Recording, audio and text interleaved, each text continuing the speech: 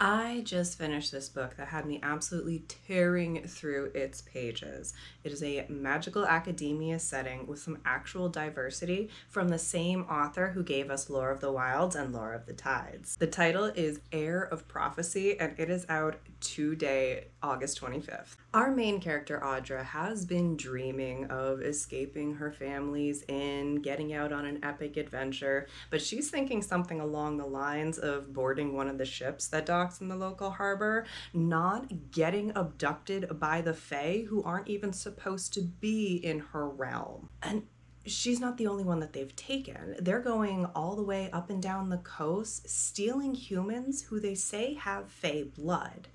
And they say one of these is going to be the chosen heir of prophecy. Now, this heir is someone who's supposed to be able to restart the cycle and get the world, all of the worlds, out of this deep and desolate winter. However, something has gone wrong this cycle. They don't actually know who the heir is, and it's taken them a lot longer than usual to find them. So the Fae have determined that the best way to find the heir now is to take all of these humans that they have captured and then test them for their magical proficiency. And these tests are going to consist of essentially trying to teach all these part humans the magic that the Fae use, and then putting them through deadly trials to see who comes out on top. Those who do not prove to be the heir, if they survive, will have to serve the Fae realm in other ways, most likely in the war against the demons. I really did not want to put this one down. First of all, it is really nice to see actual diversity in this kind of a setting that can get pretty monochrome. We've got characters from all kinds of backgrounds, and no one is batting an eye at any of this. We even have some really lovely found family moments where the girls are sitting around and taking care of different hair types for one another, and all the products are being provided by the school as just an unsaid thing. Sure, there is discrimination, but it's refreshing to not see it there. And the discrimination that does exist is a central plot point. It doesn't go unaddressed. Now, I really loved the duology Lore of the Wilds, Lore of the Tides when I read it last year. And one thing that I've consistently liked about this author's work is the very realistic progressions of the relationships, even when the surrounding circumstances are so fantastical. Our female lead, Audra, has no reason at all to trust our male lead when he appears, and so she doesn't. And yet, something begins to grow anyway, and each step along the way makes sense where and when it happens. It's not a super spicy book, but there is on-page sexual content, and there is a lot of tension. And same as I said about the duology last year, this has a very new adult voice to it. The narration definitely does lean toward young adult in a number of instances, but the content, both the sexual content and the violence that's in here, are definitely more for adults.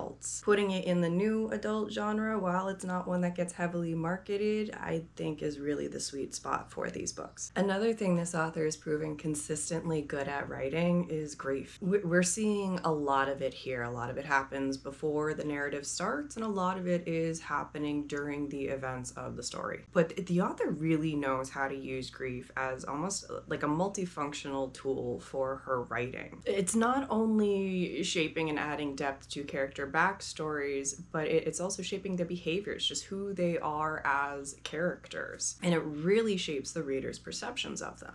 Some characters are using it as a motivation. To others, it is just a corrosive influence that weakens them. Some have found a sweet spot that's somewhere more in the middle, more tolerable, and some are just vacillating between extremes.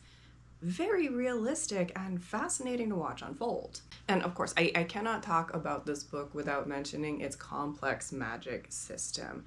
there are a lot of moving pieces to it. I mean, not only do we have the various magical beings using it in different ways, the fae, the demons, we have ghosts, we have, there's even more I don't necessarily want to spoil, but there are also different access points to the magic. Some are using mixing ingredients and others are scribing what are called incras. But on top of that, there are all these laws that govern how magic can be used during which portions of the year. It's a very heavily regulated thing that has a lot of different rules depending on who you are, who the practitioner is that plans to use it. And because there's so many aspects to this magic system and a lot of accompanying terminology, there is a lot of memorization involved in the book. At times it does kind of feel like you're studying right alongside the characters. Depending on the reader, some are going to find that wonderfully immersive, some might find it a little more tedious.